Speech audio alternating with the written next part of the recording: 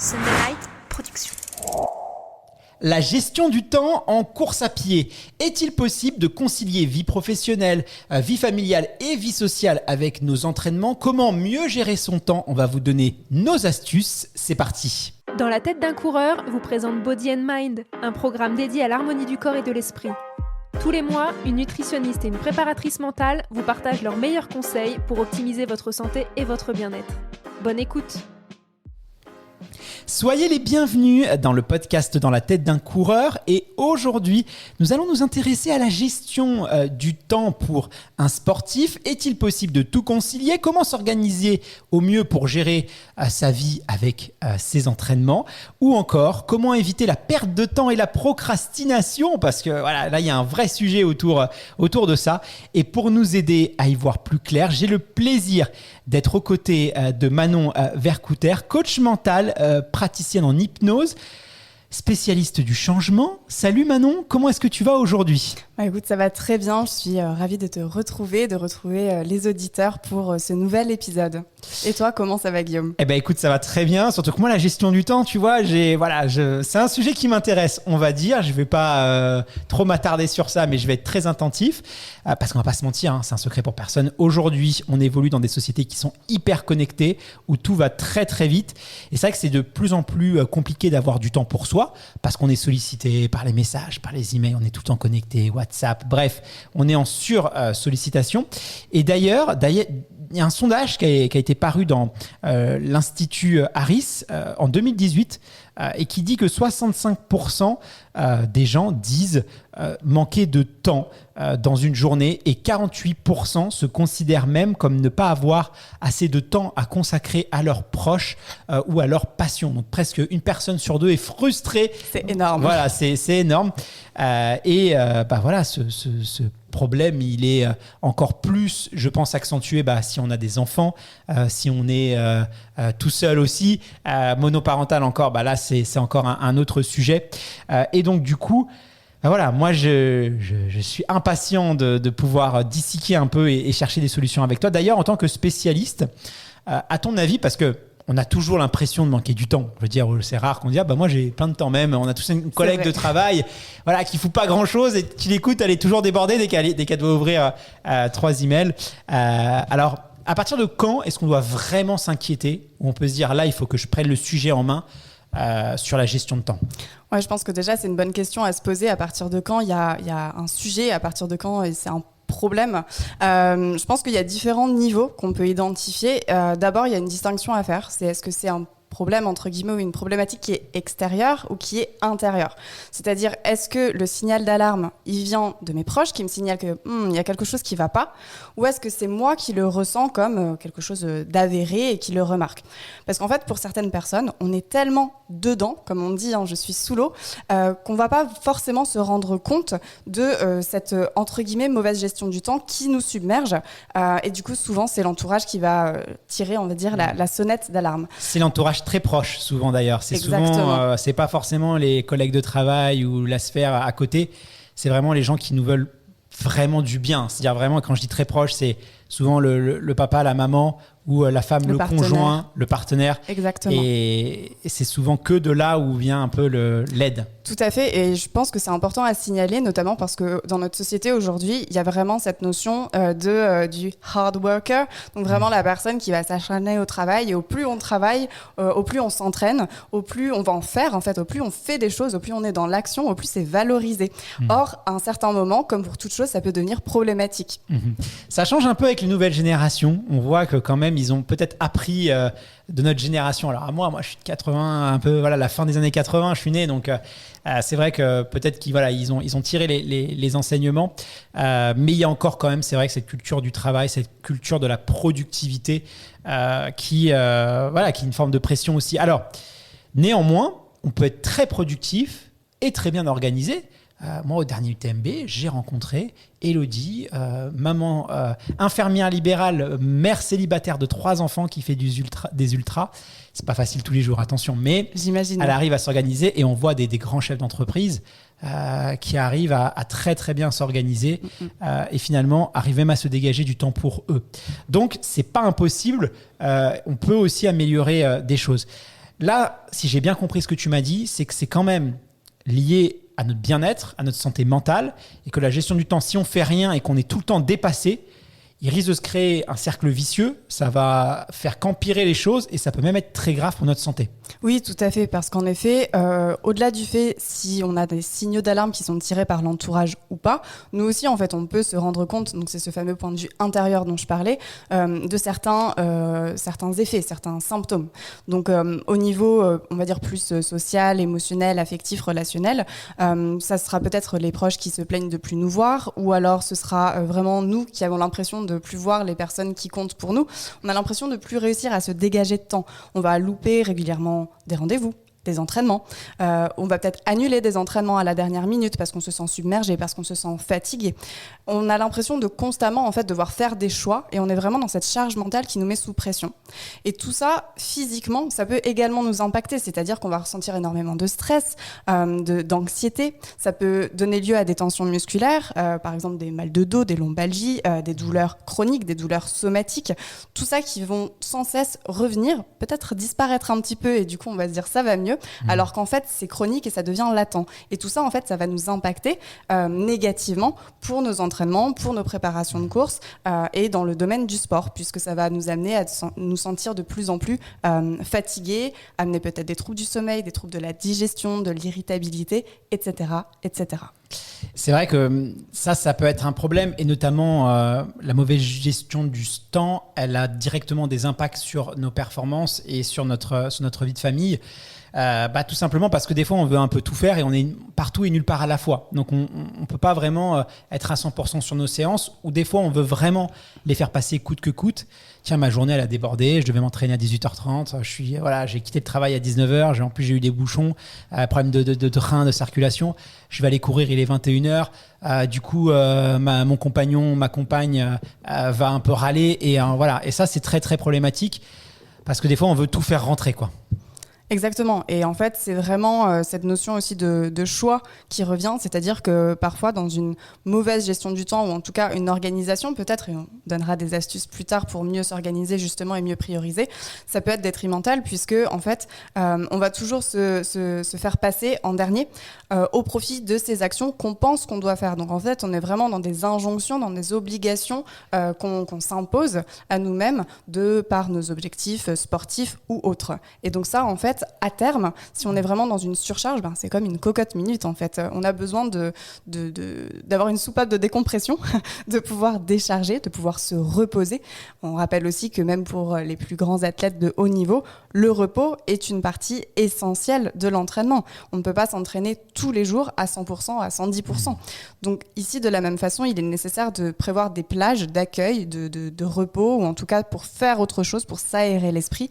Et c'est ça qui va contribuer à un meilleur équilibre dans notre gestion du temps pour éviter notamment que ça aille jusqu'au risque de burn-out ou pire. Exactement. Et puis, je reviens sur cette notion de cercle vicieux parce qu'il y a vraiment la mécanique de cercle vertueux dans une vie, moi je trouve, et la mécanique de cercle vicieux. On manque de temps. Du coup, là, comme j'ai dit, on va rentrer à 20h30, on va moins bien manger, on va moins penser à boire, donc mauvaise hydratation, mauvaise nutrition.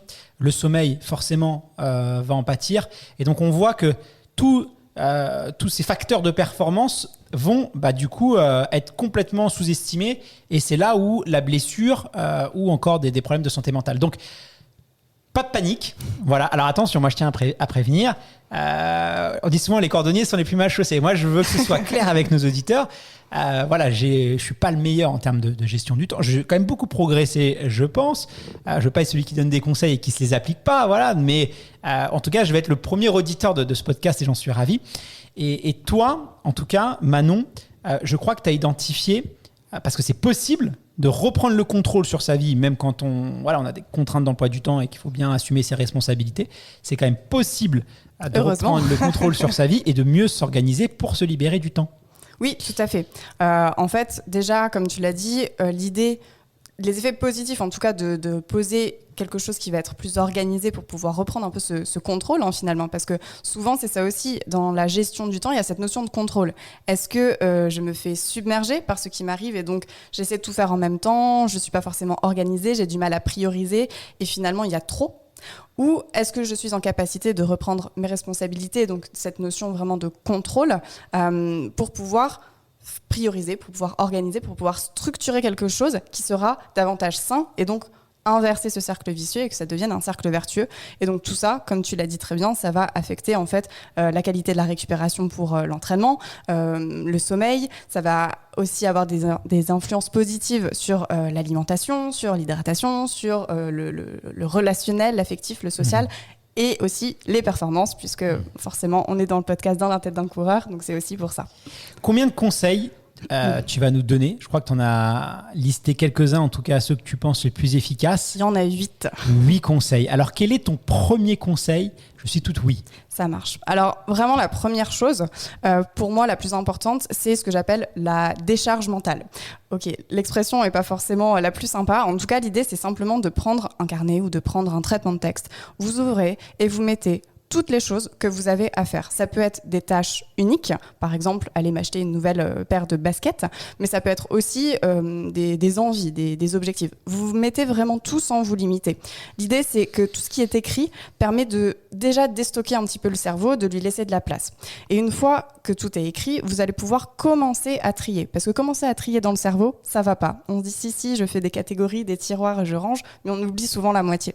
Donc l'idée, c'est vraiment de commencer à trier entre qu'est-ce qui est du domaine pro, qu'est-ce qui est du domaine peut-être perso et peut-être du sport, puisqu'on parle aussi beaucoup de ça ici. Et donc l'idée, ça va être vraiment comme ça, d'y aller progressivement, step by step. D'abord, vous avez tout. Vous organisez selon vos catégories, pro, perso et sport. Et puis ensuite, vous pouvez différencier s'il y a des tâches ponctuelles, donc la fameuse paire de chaussures à aller acheter, ou répétitives, par exemple, qui correspondent à un objectif en fait. Donc déjà, une fois que vous avez ça, ça vous permet d'avoir vraiment une vision d'ensemble et vous vous dites, ok, là j'ai tous les éléments. Et par rapport à ça, moi ce que j'aime bien utiliser comme outil, je ne sais pas si tu connais Guillaume, c'est la matrice d'Eisenhower. Est-ce que ça te dit quelque chose? Non, du tout. Ok, en gros, c'est un tableau qui est divisé en 4 cases et qui permet d'optimiser la façon dont on va s'organiser par rapport aux tâches qu'on doit faire. C'est-à-dire qu'en gros, c'est un tableau qui permet de classer entre les tâches qui sont urgentes ou non urgentes, et les tâches qui sont importantes ou non importantes, parce que c'est pas exactement la même chose. Et en fait, selon le cadran dans lequel vous allez mettre la tâche, eh bien, vous allez vous rendre compte qu'il y a des choses, il n'y a pas forcément de deadline, il n'y a pas forcément de temporalité pour compléter la tâche, et peut-être qu'en plus, elle n'est pas très importante. Donc finalement, peut-être que vous pourrez la déléguer, ou finalement, l'enlever de votre to-do list. Et vous pouvez pas savoir à quel point ça fait du bien des fois de se dire, mais ça, j'ai pas besoin de le faire, ou je peux le faire, et vraiment, ça permet de se soulager. Donc en fait, c'est une capacité à prioriser les tâches, enfin les compartimenter. Exactement. Et ensuite à les prioriser. Et ça, comment ça se passe après, une fois qu'on a cette vision d'ensemble de tout ça? En fait, ouais, c'est exactement ça. L'idée, c'est vraiment de construire une vision d'ensemble, de rassembler toutes les infos. Et ensuite, on va pouvoir, du coup, distinguer, donc, comme je le disais, les tâches uniques, des tâches à répétition ou des objectifs. Parce qu'en fait, souvent, on a tendance à mettre des objectifs sur notre to-do list. Alors qu'en fait, les objectifs, ça constitue un ensemble de petites tâches. Si mon objectif, c'est de courir l'UTMB, je vais pas mettre courir l'UTMB sur ma to-do list, ce qui paraît assez évident. Il y a d'abord peut-être reprendre un entraînement avec un coach, peut-être m'acheter de nouvelles baskets, peut-être aller faire tel rendez-vous, tel entraînement, etc. Me renseigner sur la nutrition, sur l'hydratation, bref, il y a plein de petites choses. Donc l'idée, c'est que tous les objectifs qui sont présents sur cette liste, on va vraiment détailler en plus petits pas possible pour pouvoir ensuite prioriser. Parce que le sentiment, quand on commence à perdre pied avec la gestion du temps, c'est justement ce souci qu'on a l'impression que tout est urgent. D'ailleurs, ce qui est drôle, c'est que souvent, quand tu demandes aux gens qu'est-ce qui est important pour vous, il y en a qui vont te dire, moi, c'est passer du temps avec mes enfants. Moi, c'est mon sport, c'est être avec ma famille, c'est lire. Et tu vas te rendre compte, quand tu le compares avec le temps qu'ils allouent dans leur agenda, que c'est une toute petite partie en fait de leur temps. Donc, il y a une incohérence entre là où ils estiment l'importance et comment ça reflète dans leur journée. Donc, c'est bien d'avoir aussi la réalité. Si pour vous, votre envie, c'est de passer du temps avec vos enfants, ça doit se voir justement dans ces listes-là, j'imagine. Quel est ton deuxième conseil ? Justement, ça fait du lien avec ce que tu viens de dire, c'est-à-dire l'idée d'établir un calendrier et de le respecter. Parce qu'en fait, souvent, on a une vision biaisée de ce qu'on fait, de notre réalité. C'est-à-dire qu'on pense passer du temps, comme tu l'as dit, avec notre famille, ou on pense passer beaucoup de temps à s'entraîner et peut-être que finalement, pas tellement. Donc, on va établir un calendrier et pour ça, l'idée, c'est vraiment de placer les tâches importantes et de les noter, pas juste « oh, je le ferai la semaine prochaine ». Non, on note un jour, on note vraiment un horaire et plus, en fait, il y a un engagement qui est pris vis-à-vis de soi et du calendrier, plus en fait la tâche elle a de chances d'être complétée et donc du coup de sortir de notre tête. Bah ça, moi, c'est un conseil que je peux recommander à tout le monde. Alors moi, j'ai un agenda papier. Je suis un peu un ancien, mais je sais qu'il y en a beaucoup qui font ça sur le. J'ai les deux, j'ai aussi sur le téléphone, mais bon, de toute façon, voilà. Mais j'en ai un agenda papier et j'inscris tout. C'est vrai que dans la tête d'un coureur, tu le vois, on produit beaucoup d'épisodes, beaucoup de podcasts, donc ça demande quand même une très grande organisation. Alors, je suis un peu dur avec moi-même, mais il y a quand même, on est quand même capable de sortir. Je crois qu'en 2 ans, tous les épisodes sont sortis à leur pile, donc on arrive quand même. Ça demande une grande organisation. Et moi aussi, quand tu as une immense tâche à faire, quand tu sais que tu dois produire des centaines d'heures de contenu, déjà de le mettre sur ton agenda, de le planifier. Qu'est-ce que ça fait du bien, quoi. Qu'est-ce que ça fait du bien, parce que tu vois. Et puis surtout, tu as aussi cette... et ça, c'est humain, c'est qu'on sous-estime tout le temps qu'on va mettre à réaliser une tâche. Totalement. Voilà. Et ça, c'est vraiment... Alors, on est tous pareils. On va... Ah, mais si t'inquiète pas, ça, je le fais... en 1 heure, c'est fait. Et en fait, non. C'est comme ça, c'est humain. On sous-estime le temps qu'on va allouer à une tâche. Et donc, ça permet vraiment, avec l'agenda, de pouvoir ensuite, si on a une petite réflexion dessus, de voir finalement... quantifier vraiment réellement combien de temps on met pour les choses et pas rester sur une perception. Voilà, moi j'ai toujours l'impression que je mets 1 heure pour faire un script alors que la réalité c'est que j'en mets 4. Mais dans ma tête, le souvenir que j'ai, même si j'en ai fait 500, c'est que je mettrai qu'1 heure à faire. Donc ça c'est hyper important. Et moi le petit conseil aussi que je donne en plus, c'est que dès que je raye en fait ce que j'ai fait, j'ai 3 systèmes de couleurs. Bleu c'est que j'ai aimé le faire, jaune c'est que c'est neutre et rouge c'est que j'ai pas aimé le faire. Et en fait mon objectif après c'est de virer tout ce qui est rouge. Donc voilà, j'ai viré tous les rendez-vous, les réunions, j'en fais quasiment plus. Et tout ce que j'aime pas faire ou des points que j'aime pas faire avec certaines personnes, ou voilà, j'ai moins d'affect ou c'est plus dur pour moi, je le délègue en fait. Ou sinon, je trouve un moyen de rendre ça cool. Voilà. Ça, c'est un super conseil parce que vraiment, ça permet de ramener de l'émotionnel dans le côté organisationnel. Et en fait, plus on va faire des choses qui nous plaisent essentiellement, plus on va être aussi motivé à continuer de mettre en place ces choses. Et donc, du coup, ce sera toujours mieux organisé, mieux géré et plus pertinent pour nous. Donc ça, c'est vraiment un super conseil. Et par rapport à ça également, dans ce côté... qu'est-ce qui nous plaît et plus personnalisé, on va dire. L'idée, c'est pas d'être un automate et d'avoir cette liste et en mode robot, je fais ci, je fais ça.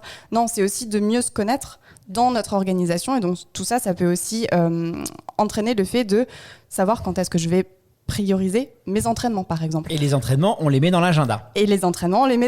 C'est-à-dire que, alors moi, ce que j'aime bien faire, c'est me dire quand même que je place pas mal de choses en début de semaine, parce que comme ça, si j'ai des imprévus, il y en a toujours, je peux quand même les décaler et je me retrouve pas acculée en fait le samedi ou le dimanche alors que j'ai rien fait de la semaine. Également, prenez en compte votre vie et votre rythme biologique, ce qu'on appelle le chronorhythme. Est-ce que vous êtes plutôt entraînement du matin, du midi, du soir. Moi, je sais que je suis plus matin ou midi. Et donc, du coup, c'est un petit peu ça à prendre en compte parce que ça permet carrément de faire des choses qui nous plaisent plus et c'est plus naturel. C'est pour ça qu'on enregistre le matin. Tu vois, comme ça, t'es vraiment au top sur cette partie-là. On va passer au conseil numéro 3 maintenant. Exactement. Alors, celui-là, il va être très simple et très rapide. C'est juste éviter le multitâche. C'est une fausse bonne idée, le multitâche. Alors, ça, souvent les femmes... t'allais le dire. Bon, tu vois, alors, vous aimez bien, vous... Bon, moi, je l'entends souvent, mais c'est normal, t'es un garçon, tu sais pas faire 2 choses à la fois. Ce qui est vrai. Enfin, moi, en tout cas, pour moi, c'est vrai. Oui, en tout cas, certains peut-être se reconnaîtront ou certaines peut-être se reconnaîtront. Néanmoins, c'est une fausse perception, le multitâche, c'est-à-dire que même si on pense avoir la capacité d'être multitâche, donc de faire plusieurs choses en même temps, un minimum donc de 2, en fait, c'est simplement le cerveau qui passe très très rapidement d'une tâche à l'autre. Et donc, si par exemple, d'abord je suis en entraînement et puis ensuite je regarde un petit peu mon téléphone et puis ensuite je reviens à l'entraînement et puis je cale quelque chose avec mon coach en même temps, et ben en fait, on va dire je fais tout en même temps, sauf que non, c'est juste que je switch d'une activité à une autre. Et donc en fait, ça crée de la déperdition d'énergie et ça crée plus de charge mentale. Donc en fait, on s'auto-sabote un petit peu en faisant du multitâche. Donc une chose à la fois, et comme ça nous permet d'être plus productifs. Pas de multitâche, on reste monotâche et on compartimente bien pour pouvoir plutôt passer d'une tâche à une autre sans les démultiplier. Ton conseil numéro 4, Manon. Alors, que ce soit en prépa marathon ou que ce soit quoi que ce soit d'autre, d'ailleurs c'est applicable au sport et pas que, apprendre à demander de l'aide et à déléguer. T'en parlais justement très bien avec ton système de ce qui ne te plaît pas, tu le délègues. En fait, c'est important de se dire, je suis pas tout seul. C'est pas à moi de tout porter sur mes épaules, même si j'ai cet objectif de marathon, par exemple. Ok, mais peut-être que mon entourage peut aussi me servir de soutien, de support et être présent pour moi et m'aider dans certaines situations, pouvoir fluidifier mes entraînements. Peut-être des fois ça va être m'apporter des affaires ou m'éviter de faire les trajets seuls ou ce genre de choses. Donc vraiment apprenez à demander de l'aide. C'est important de ne pas tomber dans des schémas perfectionnistes, dans des injonctions qui sont limitantes, parce qu'après on devient vraiment très dur avec soi et en fait finalement c'est ce qui nous isole.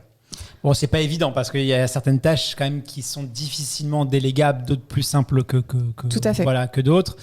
Et après, c'est sûr aussi, quand on a envie, on est un peu perfectionniste, on a envie que les choses soient comme on a envie qu'elles soient. Et des fois, il faut aussi accepter que ce soit pas tout à fait comme nous, ce qu'on aurait voulu que ce soit, tout en gardant quand même un niveau de qualité qui soit dans nos standards. Donc je pense que c'est aux deux parties aussi de trouver un bon équilibre. Mais c'est sûr que déléguer, ça, c'est un conseil qui est très important. Pas trop non plus. Moi, je suis quand même un partisan je suis quand même un partisan. Moi, je ne délègue, par exemple, jamais une tâche que je n'ai pas déjà faite. Parce que sinon, en fait, t'es un peu à la merci de, tu vois. Ça, les informaticiens, ils aiment bien nous le mettre à l'envers comme ça parce qu'ils arrivent à nous embobiner. Donc, j'aime bien quand même comprendre les choses et savoir. Mais oui, c'est très important. On délègue et on demande de l'aide. Si ça va pas, on n'attend pas d'être sous l'eau, on appelle. Et puis exactement. Puis on appelle son entraîneur, on dit là, ça va être très très compliqué. On est proactif, on l'appelle. Comment je peux organiser ma séance? Un petit message. Il faut être proactif et être transparent sur ça, hyper important. Ouais, c'est ça, c'est vraiment en fait la différence, la subtile différence entre le contrôle et la maîtrise. Tout à l'heure, je parlais de contrôle, mais finalement, c'est davantage de la maîtrise puisque le contrôle, ça va être essayer de contrôler des situations, des événements ou des personnes qui sont à l'extérieur. Et donc, du coup, très vite, on va se sentir submergé. Néanmoins, la maîtrise, c'est de quoi je suis responsable et comment je peux réagir face à cela. Par exemple, je dois aller m'entraîner et il pleut. Quelqu'un qui va être dans le contrôle peut se sentir frustré, énervé, en colère parce qu'il n'avait pas envie qu'il pleuve, parce il veut que ce soit pas comme ça, lui. Il veut que ce soit exactement.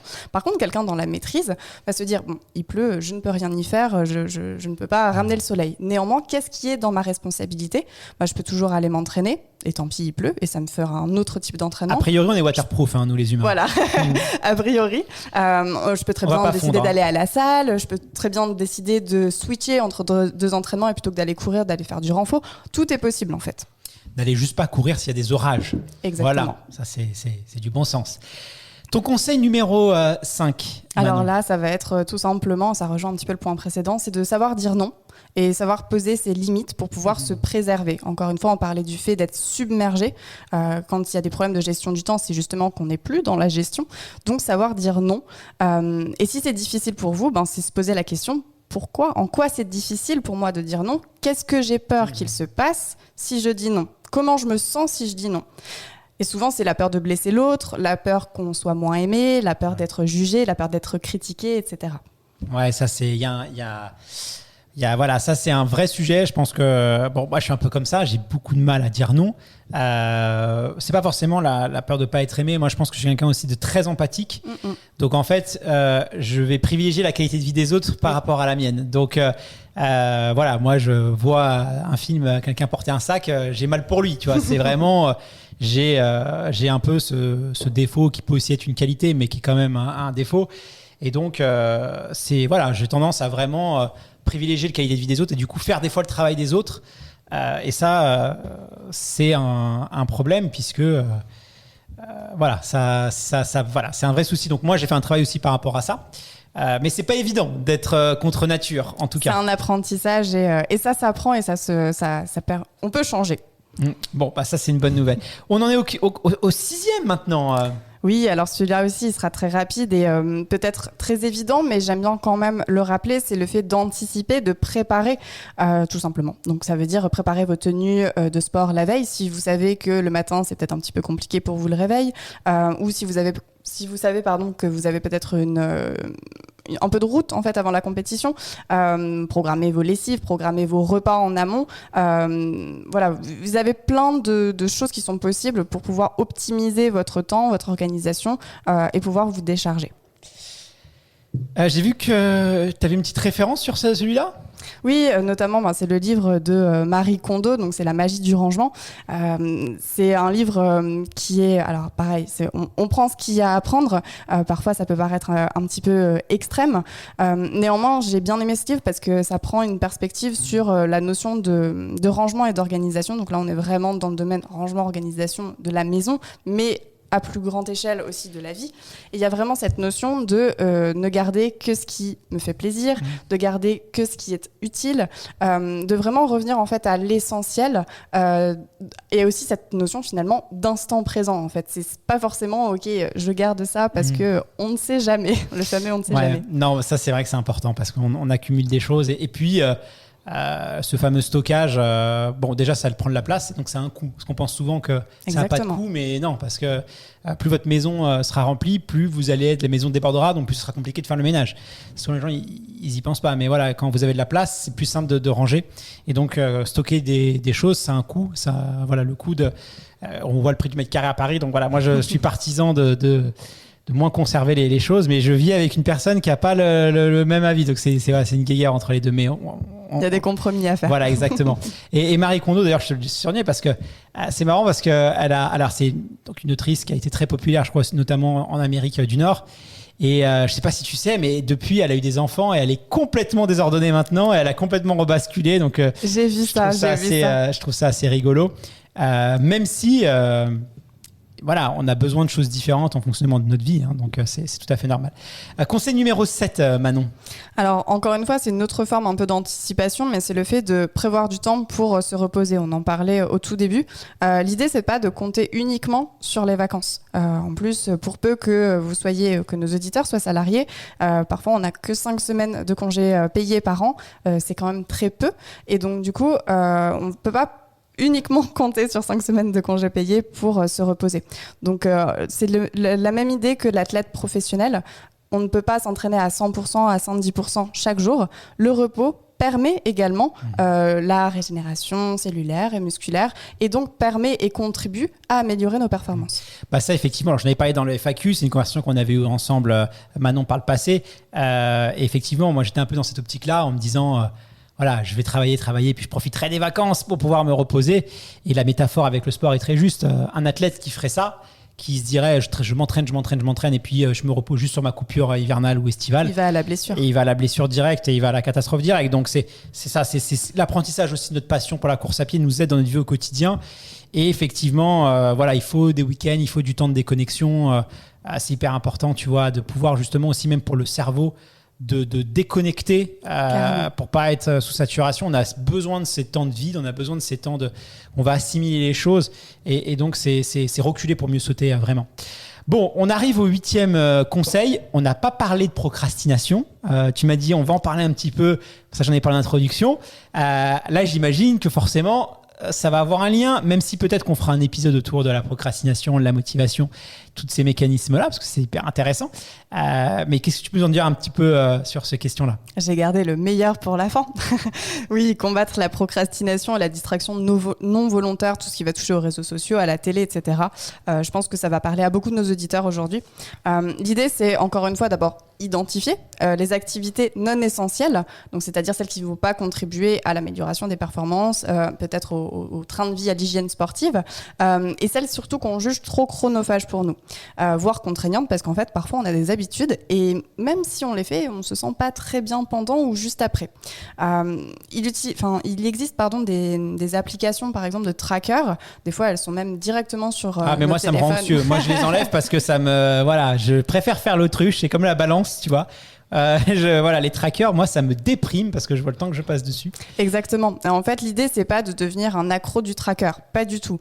L'idée, c'est juste si on n'a vraiment aucune idée de combien de temps on alloue à telle tâche ou à telle tâche, juste de se rendre compte et voilà, pendant une semaine à peu près ou 2, de faire le test et de voir, ok, combien de temps, par exemple, je passe sur Instagram, sur TikTok, sur quoi que ce soit d'autre. Ce qu'on appelle les tueurs de temps. Exactement. Et en fait, comme tu l'as dit tout à l'heure, souvent, on pense passer moins de temps qu'on en passe en réalité, puisque en fait, on se dit, bon, ben, j'ai passé 5 minutes, mais j'étais dans le métro, c'est pas très grave, et puis 5 minutes avant mon rendez-vous, puis 5 minutes avant l'entraînement, et 5 minutes plus 5 minutes plus 5 minutes, ça peut facilement devenir 2, voire 3 heures, voire plus. Et pendant tout ce temps qui est perdu, eh bien, en fait, on pourrait le mettre à profit pour d'autres choses. Donc, en solution par rapport à ça, une fois qu'on a identifié la situation et qu'on sait de quoi on parle, bah, ça peut être par exemple de couper son réseau, ça peut être par exemple de supprimer des applications de son téléphone, de les garder juste sur l'ordinateur, ça peut être de se dire je mets une sorte d'autocontrôle parental et je me garde en accès limité de telle heure à telle heure. L'idée c'est vraiment de choisir son environnement qui correspond le mieux à notre vie en fait pour pouvoir aussi mieux contribuer à nos habitudes sportives. Ça c'est pas évident parce qu'on vit quand même à l'heure des réseaux sociaux, à l'heure de TikTok, à l'heure des réels Instagram et on va pas se mentir, ces gens-là, ces plateformes-là travaillent avec des gens comme toi, experts de la dopamine, experts de la psychologie humaine et donc travaillent justement pour nous capturer notre intention. Donc c'est vraiment, c'est un combat en fait et on est aussi à l'heure du divertissement où on consacre beaucoup de choses, de temps en tout cas. Le temps a une valeur, hein, c'est même l'une des choses les plus précieuses à scroller. Donc, et puis, ça ne va pas en s'arrangeant parce que maintenant, on a les recommandations et donc on est vite pris au piège. Et ça, c'est un vrai fléau. Oui, tout à fait. Comme tu le dis, le temps est une valeur. Moi, je dirais même le temps est une ressource et c'est la seule ressource qu'on ne peut pas récupérer. L'argent, tous ces trucs-là, on peut le récupérer. Le temps, non. Donc, c'est pour ça qu'une bonne organisation, c'est vraiment la clé quand on est coureur, quand on est sportif, athlète, et pas que, parce qu'on a tous la vie, en fait, finalement, à côté. Donc, c'est important de savoir prioriser, de savoir lâcher ce qui n'est pas important, de savoir vraiment s'écouter par rapport à ce côté émotionnel et de ne pas être trop dur envers soi. Moi, je dis souvent à mes clients, voyez-vous à travers les yeux, par exemple, de votre meilleur ami. Soyez plus tolérant, soyez plus indulgent avec vous parce que bien souvent, on est plus tolérant avec nos amis, avec les autres, qu'on ne le serait avec nous-mêmes. On a toujours tendance à avoir des standards plus élevés. Ça, c'est clair. Exactement. Donc, du coup, vraiment, la discipline d'organisation, c'est bien, mais savoir rester souple et adaptif, c'est quand même mieux, en tout cas, selon moi. Ça permet de rester déjà plus zen. Ça permet aussi de savoir faire face aux surprises, aux inattendus qui peuvent se présenter pendant nos entraînements, pendant nos compétitions. Par exemple, des changements d'emploi, des déménagements, des naissances, des anniversaires, tous ces événements qui font partie de la vie. Bon, tout ça me fait penser à une citation de Jean d'Ormesson, qui est un demeurant feu Jean d'Ormesson, qui était quelqu'un de très très bien, mais qui disait, voilà, la vraie grâce, c'est être indulgent avec les autres et dur avec soi-même.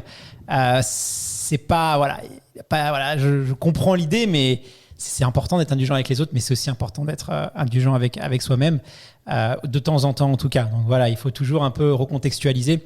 Et nous-mêmes, on est présents sur TikTok, Instagram, on joue le jeu de ces vidéos. Moi, honnêtement, j'y suis allé à contre-cœur parce que j'ai pas envie que... J'aime beaucoup le podcast.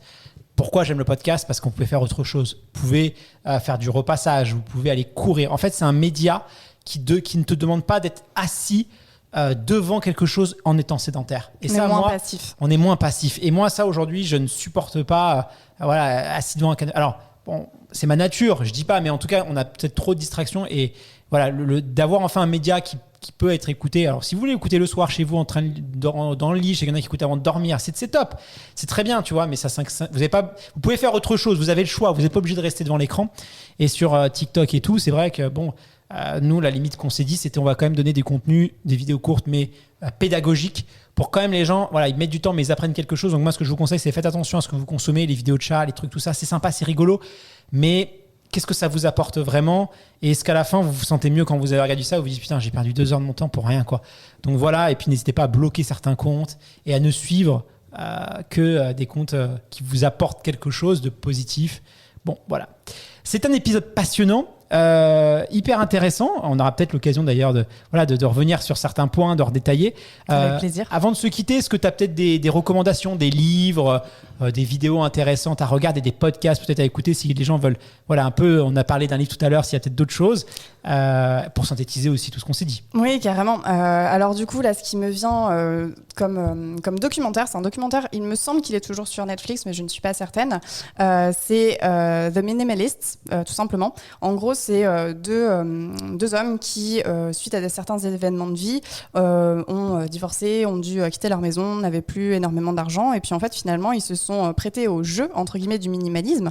Et puis finalement, ils ont commencé à créer du contenu là-dessus. Et ils ont fait donc 2 documentaires qui s'appellent tous les deux The Minimalist, avec un sous-titre qui est différent, qui sont accessibles sur Netflix gratuitement. On peut les trouver également, il me semble, sur YouTube, et qui reviennent un petit peu à cette notion de minimalisme et d'essentialisme. Qu'est-ce qui est important pour moi? Et en fait, ce qui est intéressant particulièrement, même si c'est pas exactement dans le domaine du sport, c'est tout ce que ça a permis de faire découler positivement en conséquence pour leur vie, et donc notamment sur les gains de temps, en fait, le fait d'avoir moins de choses.